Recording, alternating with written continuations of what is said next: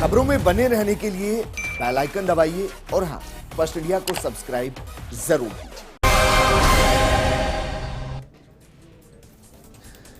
नमस्कार, आप देख रहे हैं जवाब तो देना पड़ेगा और आपके साथ में विजेंद्र सोलंकी। सरकार ने थोड़ी सी ढील क्या दी, आपने उस ढील को ही ढाल बनाना शुरू कर दिया और पाबंदियों को नजरअंदाज करना शुरू कर दिया है।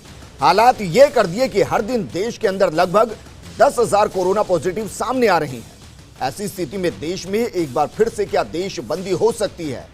यह आप अच्छे से जानते हैं कि 2 महीने से ज्यादा लॉकडाउन के बाद ढील तो मिल गई, लेकिन अब हम लोग ढील को ऐसे समझ रहे हैं मानो कोरोना खत्म हो गया है, ये महामारी खत्म हो गई है।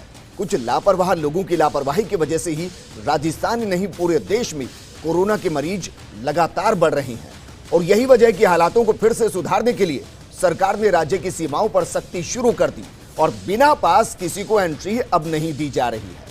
तो महाराष्ट्र के मुख्यमंत्री ने भी पाबंदियों का पालन करने की अपील की और कहा कि पाबंदी नहीं करने पर एक बार फिर से लॉकडाउन करना पड़ सकता है। इन सब के बीच प्रदेश में हर दिन सोशल डिस्टेंसिंग की धज्जियां उड़ाती है, सैकड़ों तस्वीरें सामने आती है।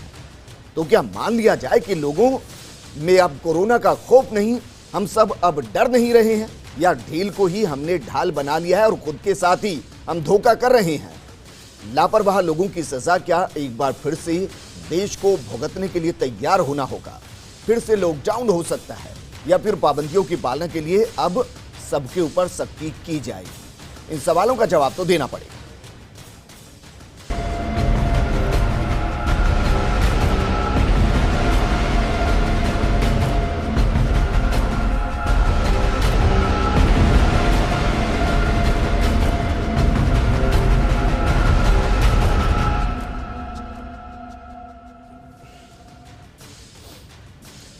क्या वाकई में हमारी लापरवाही हम पर भारी पड़ने वाली है और क्या कोरोना पर कंट्रोल करने की सरकार की जितनी कवायद थी उस पर हम लोगों ने ही पलीता लगा दिया है?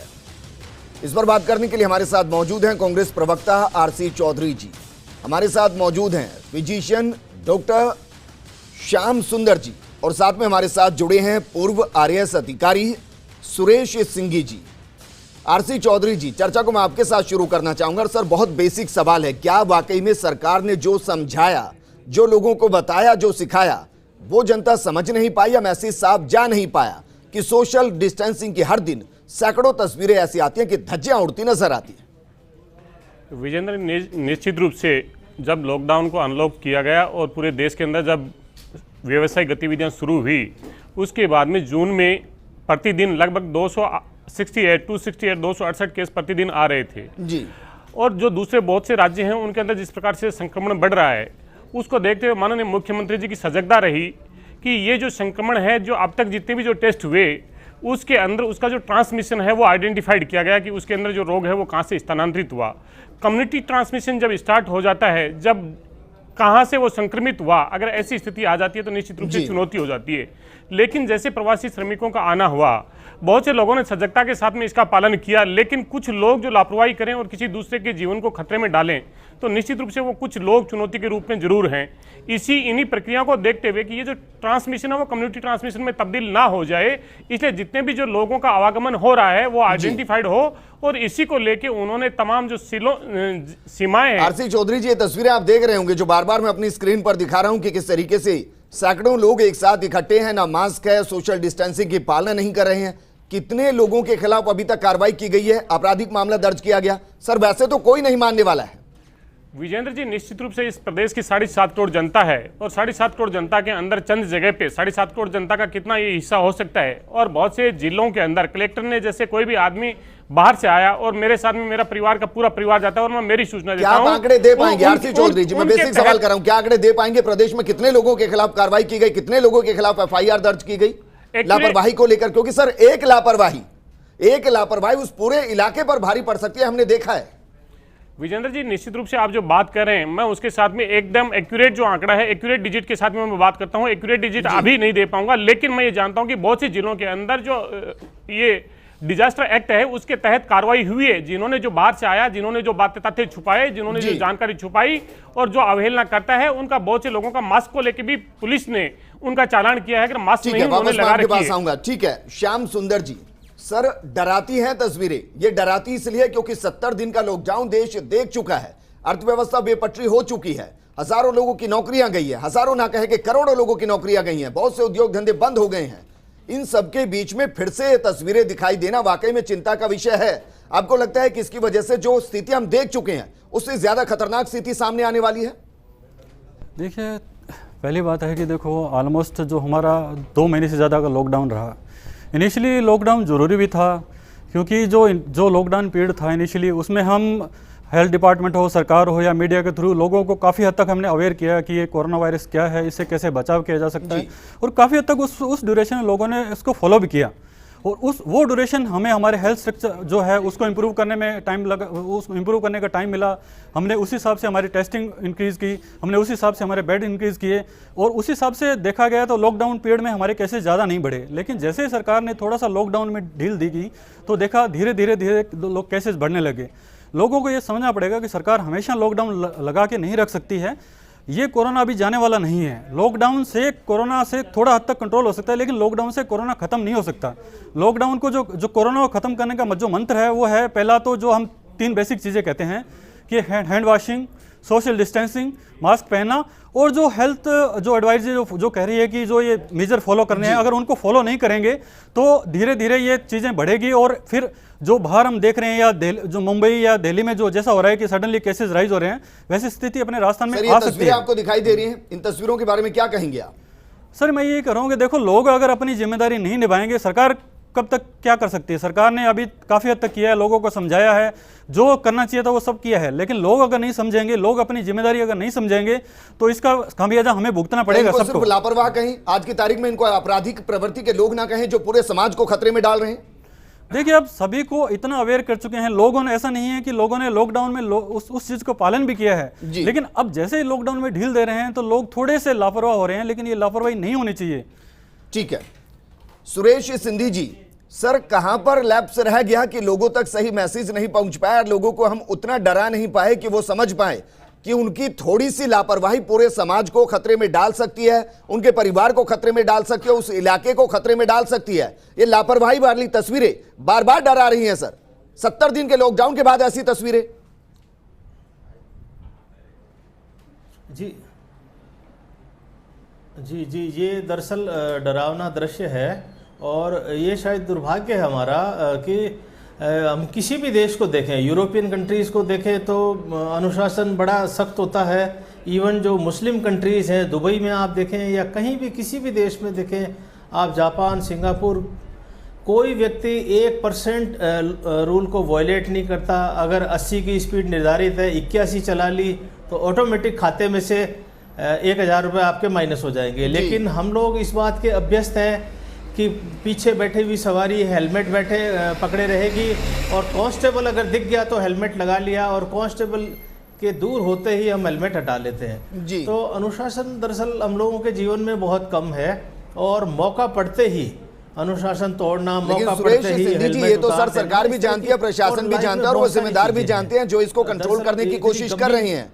तो फिर कोई तो तरीका निकालना पड़ेगा सर, ऐसे थोड़ी ना छोड़ दिया जाएगा सबको। फिर तो सारा सिस्टम जो काम कर रहा है वो किसी काम का ही नहीं, और सख्ती करनी पड़ेगी इनकी वजह से। जो 70 दिन तक लगातार घर के अंदर बंद रहे, वो इसका खामियाजा क्यों भुगते? बिल्कुल, और भी सख्ती जी जी जी, हाँ, ये लापरवाही से, अनुशासनहीनता से हमें सारे दुष्परिणाम भुगतने पड़ सकते हैं जी। जो इतने दिनों लॉकडाउन का सख्ती भुगती है, लेकिन थोड़ी सी छूट मिलते ही फिर वही भीड़ करना और वही नियमों की पालना नहीं करना हमारी सारी मेहनत पर, सरकार की सारी मेहनत पर पानी फेर सकती है। इसलिए सख्ती और भी ज्यादा करनी पड़ेगी। सर, आप तो सिस्टम का हिस्सा रहे हैं, सख्ती अधिक मुकदमे, आप तो सिस्टम का हिस्सा रहे हैं। इस वक्त सिस्टम को क्या करना चाहिए कि इस तरीके की तस्वीरें ना आए? क्या करना चाहिए सर? जी जी, जो कानून तोड़ते हैं, जो नियम की पालना नहीं करते हैं, उनके विरुद्ध सख्ती करनी है। नियम तो हमारे पास है। जैसे आज ही अजमेर का दृश्य था कि कलेक्ट्रेट की दीवार को फांद कर लोग जा रहे हैं, ऊपर से गेट को फांद कर जा रहे हैं, वो जो लोहे के सरिये नुकीले लगे हैं उसको फांद करके कलेक्ट्रेट में घुस रहे हैं लोग। तो पता नहीं क्या ऐसा अनुशासन तोड़ने की है। कलेक्ट्रेट कहीं जा नहीं रही है, गेट खुला हुआ है, तो सख्ती करनी चाहिए और सख्ती करनी चाहिए, ज़्यादा मुकदमे बनाएं, ज़्यादा जुर्माने करें जी। और जो ढील दी है उसको थोड़ा सा और कम करना पड़े और जनता को चेतावनी दें कि अगर इस तरह के हालात रहे तो वापस ये सख्ती करनी पड़ेगी, वापस लॉकडाउन करना पड़ सकता है। और एक आदमी की लापरवाही पूरे समाज को और पूरे मोहल्ले को अगर खतरे में डालती है, उसके जीवन को, उसके स्वास्थ्य को, तो ऐसे लोगों को अगर गिरफ्तार भी करना पड़े तो सरकार को नहीं हिचकिचाना चाहिए जी। ये जहाँ भी दुकानदार भी अगर ऐसा कर रहा है, दुकानदार के सामने भी भीड़ लग रही है, तो तत्काल ऐसे लोगों को गिरफ्तार करने में भी देर नहीं लगानी चाहिए, क्योंकि जान और जहान दोनों को बचाना है। और ये किसी की मामूली सी लापरवाही अगर हमारे पूरी मानव कौम को ही खतरे में डालती है जी, तो सख्ती करनी चाहिए, ज़्यादा मुकदमे करने चाहिए, ज़्यादा गिरफ्तारियाँ करनी चाहिए, इस मामले में ढील नहीं देनी चाहिए। बिल्कुल सर, वापस मैं आपके पास आऊंगा। इसको इस तरीके से समझिए, क्योंकि आज का प्रोग्राम ना सरकार के खिलाफ है ना प्रशासन के खिलाफ, आज का प्रोग्राम आपके लिए, आप ही के खिलाफ, आपको समझाने के लिए किया जा रहा है। इसको जरा ऐसे समझिए, जब आपने कभी गाड़ी चलानी सीखी होगी तो आपको ड्राइविंग स्कूल ने 21 दिन, 1 महीने ज्यादा से ज्यादा सिखाया होगा। उसके बाद आप अपनी गाड़ी लेकर खुद चले होंगे, आपने चीजों को समझा होगा, आपने गाड़ियों को ठोका नहीं होगा।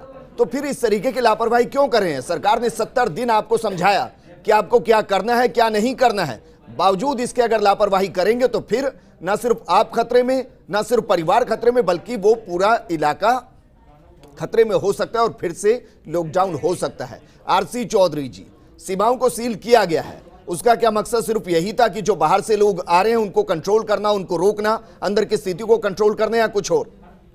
विजेंद्र जी, जो माइग्रेशन हो रहा है, माइग्रेशन आइडेंटिफाइड होना चाहिए पूरे देश के अंदर। जहाँ पे कंटेनमेंट जोन है या राज्य से कहीं पे भी कोई व्यक्ति बाहर जा रहा है जी, तो जो भी कोई सूचनाओं को अपनी छुपाता है या कोई चीज़ें हैं, अगर कहीं पे राज्य की सीमा में जब प्रवेश करता है तो उसकी पहचान हो, वो किस जगह पे जा रहा है, ताकि वहाँ के प्रशासन को सूचित किया जा सके और उसके ऊपर जो क्वारंटाइन की जो लीगल जो चीज़ें हैं वो सब उन पे किए जा सके, वहाँ पे उसका जो जांच की जा सके जी। तमाम सब चीज़ें हैं। ये कम्युनिटी ट्रांसमिशन रोकने का एक सबसे बड़ा जो उपाय है कि जहाँ पे जो 3T को जो सिस्टम को लेके चले थे, हमें सबसे पहले ट्रेस करना है। लॉकडाउन 4 के बाद अनलॉक 1 आया, तो क्या अनलॉक 1 के बाद फिर से लॉकडाउन 5 आ सकता है? ये संकेत मिल रहे हैं इससे? देखिए, इस अभी ऐसे कोई संकेत नहीं है। सबसे बड़ा, जब इसके अंदर सबसे बड़ी स्थितियां ये हुई कि ये एक बहुत बड़ा सेक्शन है जिसके रोजी रोटी, जिसकी आजीविका जाती रही। बहुत से लोग हैं वो अनसिक्योरिटी के अंदर माइग्रेटेड हुए, बहुत से जो लोग हैं अभी भी इस तरीके से जा रहे हैं। इन सब चीज़ों को आइडेंटिफाइड रहे, उसका माइग्रेशन है वो पता रहे।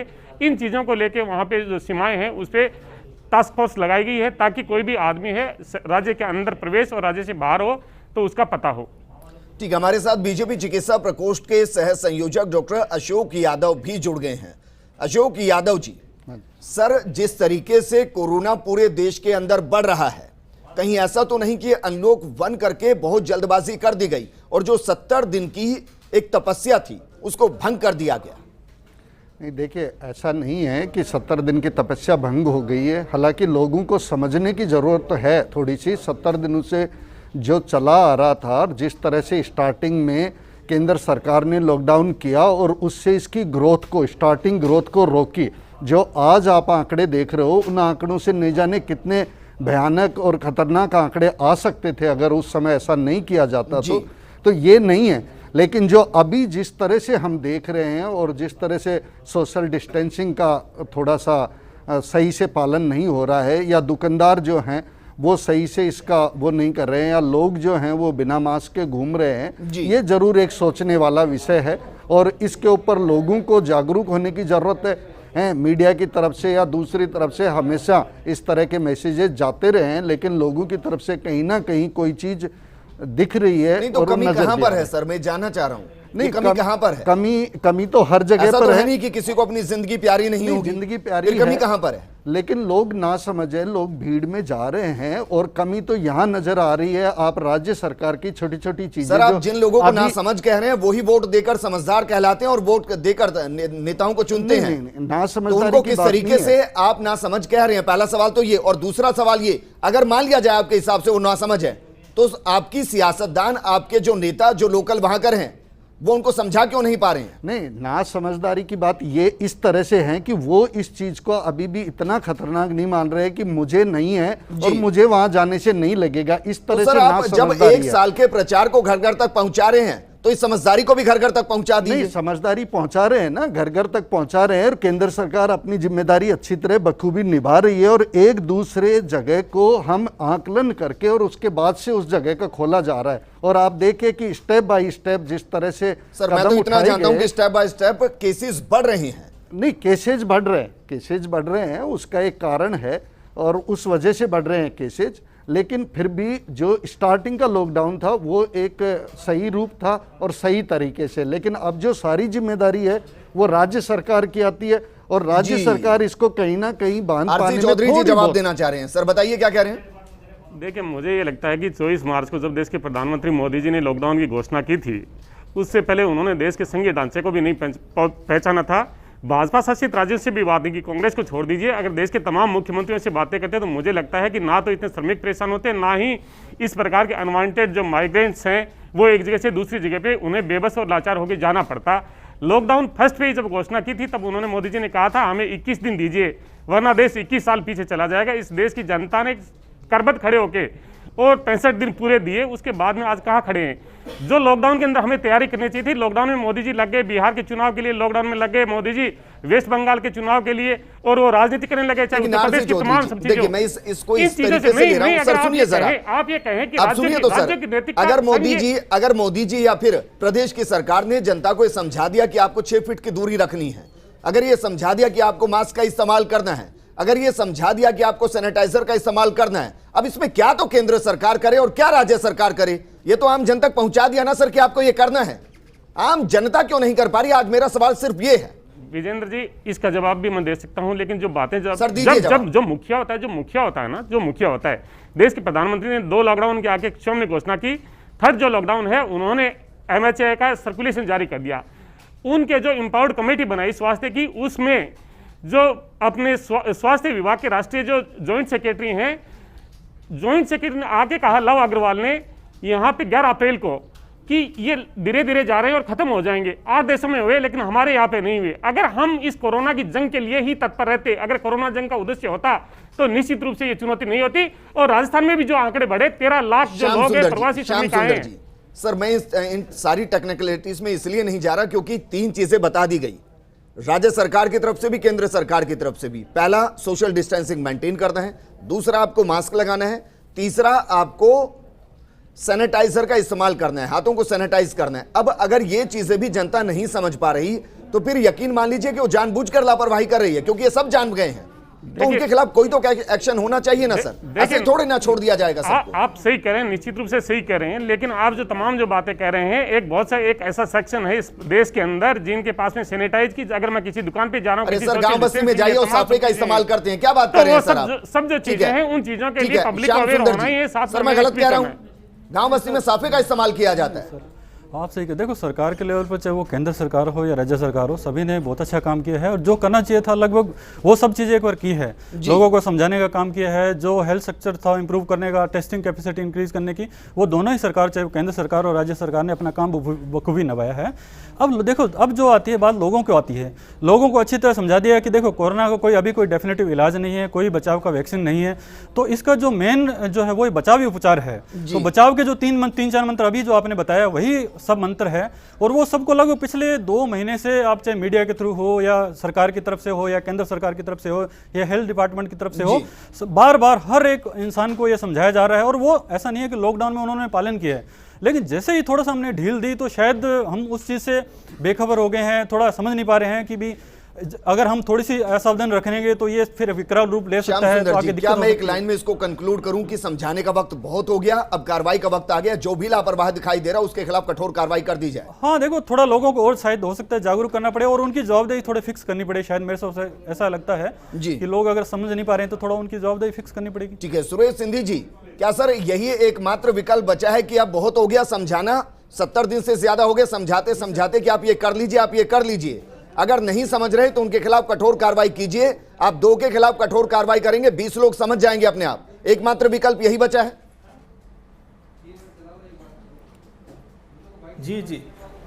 जी बिल्कुल बिल्कुल यही। मैं तो 38 साल का जो प्रशासनिक मेरा अनुभव रहा है जी कि दरअसल हम लोग अनुशासन के अभ्यस्त नहीं है। आप किसी भी क्षेत्र में चले जाएं, कहीं चले जाएं, आपको बिना हेलमेट वाले मिल जाएंगे। कार चलाते हुए मोबाइल पर बात करना, तो मैं समझता हूँ 90% लोगों को तो ये पता ही नहीं है कि कार चलाते समय मोबाइल पर बात करना अपराध है क्या, कोई दुर्घटना घट सकती है, हम लोग दूसरों की जान को खतरे में डालते हैं। इसलिए ये सख्ती बहुत ज़रूरी है। मोटरसाइकिल पर आप देखेंगे कि जैसे किसी की गर्दन ही टूटी हुई हो, गर्दन झुका के मोबाइल रख के बात करता है, और गुटखा थूक देना, कहीं भी कार चलाते हुए गुटखा थूक देना, पीछे वाले को नहीं देखना, ये गंदी आदतें, अनुशासनहीनता दरअसल हमारे ब्लड में है। ये जब तक बहुत ज़्यादा सख्ती नहीं करेंगे, बहुत ज़्यादा जुर्माने नहीं करेंगे, तब तक बहुत मुश्किल है। और हमारे सारे प्रयासों पर पानी फिर जाता है जो ही ढील देते हैं। दरअसल ढील का दुरुपयोग करना और पता नहीं आनंदित होना, सरकारी नियमों की पालना नहीं करना, नियमित गति में गाड़ी नहीं चलाना, इस तरह की सारी बातें मौका पड़ते ही बस पुलिस को, कांस्टेबल को देखते ही हमें मास्क लगाना है। ठीक है सुरेश चंद्र जी, एक और सवाल मेरा आपसे सर, सवाल ये कि क्या जिसकी कल्पना हम नहीं करना चाहते और हमने सोचा कि अच्छा हुआ कि लॉकडाउन पहले हो गया, वैसी स्थिति नहीं हुई जैसे अमेरिका की हुई, अन्य देशों की हुई, तो क्या उस स्थिति की तरफ हम बढ़ रहे हैं और स्थिति और ज्यादा भयावह होने वाली है? इन आंकड़ों को देखकर आपको ऐसा लगता है, लापरवाही को देखकर लगता है?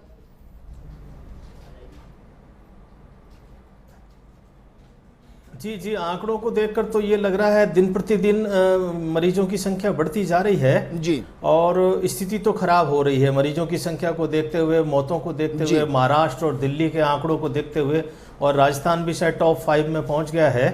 तो सख्ती तो बहुत ज़रूरी है, सख्ती, सजाएं, जुर्माने, ये बहुत ज़रूरी हैं। इसके बिना आप देखेंगे कि राजस्थान का कोई भी आदमी दुबई जाएगा अनुशासित हो जाता है, थाईलैंड में अनुशासित हो जाएगा। ठीक बात है। और यही आदमी डर ही नहीं सताता ना सर, में जाके डर ही नहीं सताता, लेकिन बस यहाँ अशोक यादव सारी लापरवाही।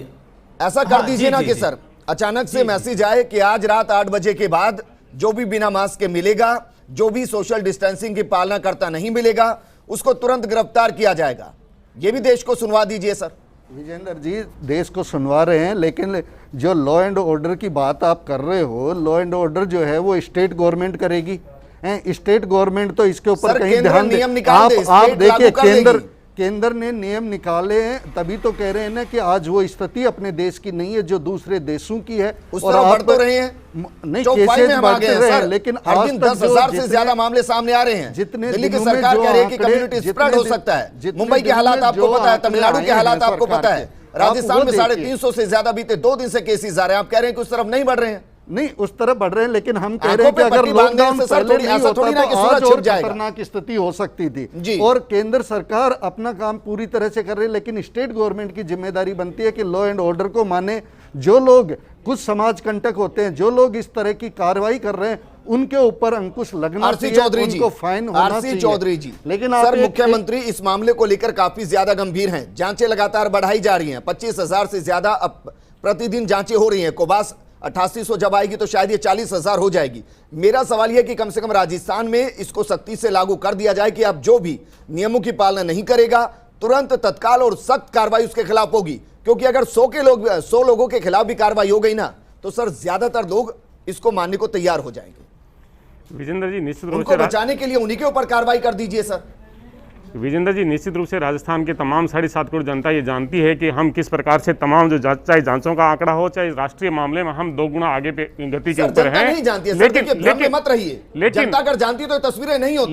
लेकिन जो आपने जो तस्वीरें दिखाई हैं, जो तमाम चीजें हैं, माननीय मुख्यमंत्री जी ने कहा है कि अगला जो 1 सप्ताह है वो 1 सप्ताह पूरा जागरूकता के लिए मिशन के तौर पर लेके चलेंगे। जिस प्रकार से ट्रीटमेंट को लेके चले हैं उसी प्रकार से किए जाएंगे। अगर फिर भी नहीं माने जाएंगे तो निश्चित रूप से कार्रवाई होगी, क्योंकि आप किसी की दूसरे की जिंदगी को खतरे में नहीं डाल सकते। चलिए आरसी चौधरी जी, शुक्रिया हमारे साथ जुड़ने के लिए। अशोक यादव जी आपका भी शुक्रिया, श्याम सुंदर जी आपका भी शुक्रिया, और सुरेश सिंधी जी आपका भी शुक्रिया। दरअसल आज हमने प्रोग्राम किया था सिर्फ आपके लिए, क्योंकि आपकी लापरवाही न सिर्फ आप पर भारी पड़ेगी बल्कि पूरे समाज पर भारी पड़ेगी। और अगर ये लापरवाही ऐसे ही जारी रही तो या तो आपके खिलाफ कार्रवाई करने का नियम निकलेगा, या फिर देश में एक बार फिर से लॉकडाउन हो सकता है। और जरा सोचिए, फिर लॉकडाउन हुआ तो फिर क्या होगा। इस प्रोग्राम में फिलहाल इतना है। नमस्कार।